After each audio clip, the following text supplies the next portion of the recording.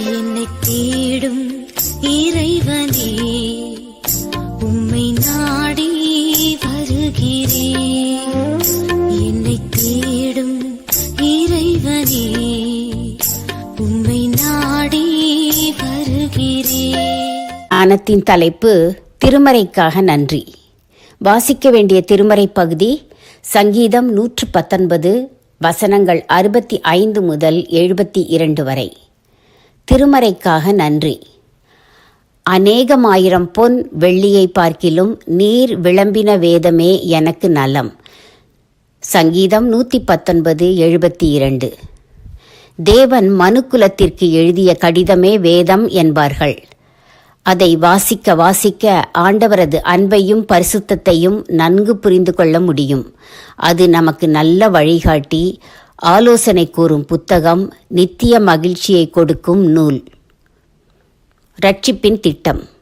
ஆதாமும் ஏவாளும் பாவத்தில் வீழ்ந்தவுடனே தேவன் மறுபடி அவர்களை மீட்டெடுப்பதற்கான தன் திட்டத்தை கூறிவிடுகிறார். பழைய ஏற்பாடு முழுக்க இயேசுவின் சாயலை, அவர் பிறப்பு இறப்பு பற்றிய தீர்க்க தரிசனங்களை ஆங்காங்கே காண்கிறோம். அதனாலேயே நம் விசுவாசம் அதிகமாய் உறுதிப்படுகிறது. அதற்காக நன்றி செலுத்துவோம். முன்மாதிரிகள். புதிய ஏற்பாட்டை விட பழைய ஏற்பாட்டில் சின்ன சின்ன வரலாறுகள், பற்பல பக்தர்களின் வாழ்க்கைகள் ஆகியவற்றை படிக்க முடிகிறது. இவை நம் பக்தி வாழ்க்கைக்கு நல்ல முன்னோடிகளை சந்திக்க உதவுகின்றன. இந்த ஆன்மீக பெரியோருக்காக நன்றி சொல்லுவோம். கிறிஸ்துவின் வரலாறு.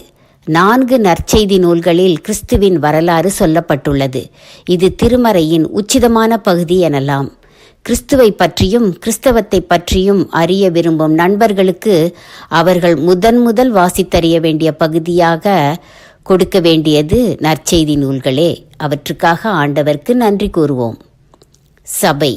புதிய ஏற்பாட்டு காலத்தில் கிறிஸ்தவர்களுக்குள் இருக்க வேண்டிய ஐக்கியம், கூட்டுத் தொழுகை ஆகியவற்றிற்கு சபை என்ற நல்ல அமைப்பு தேவைப்பட்டது. அது தோன்றிய வரலாற்றை விவிலியம் விளம்புகிறது. சபையார் எப்படி ஒருவருக்கொருவர் ஆறுதலாய் அன்பாய் நடந்து கொள்ள வேண்டும் என்று பவுலடியார் விளக்குகிறார்.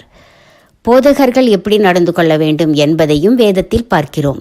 இவை யாவற்றுக்காகவும் சபையின் பலனை அனுபவிக்கிற நாம் நன்றி சொல்ல வேண்டும். இனிவரும் நன்மைகள். கிறிஸ்துவின் முதலாம் வருகையும் அதன் நோக்கமும் நிறைவேறியாயிற்று. மீண்டும் ஒருமுறை கிறிஸ்து நியாயாதிபதியாக வருவார். அந்த 2ஆம் வருகையில் நிகழவிருக்கும் அதிரடி சம்பவங்கள், அதன்பின் வெளிப்படுத்தின விசேஷத்தில் சொல்லப்பட்ட பரலோக காரியங்கள் யாவும் நம்மை ஆயத்தப்படுத்திக் கொள்ள உதவுகின்றன. அதற்காகவும் நன்றி சொல்வோம். வேத புத்தகமே, என்னை எனக்கு காட்டி என் நிலைமையை மாற்றி பொன்னுலகத்தை காட்டி போகும் வழி சொல்வாயே.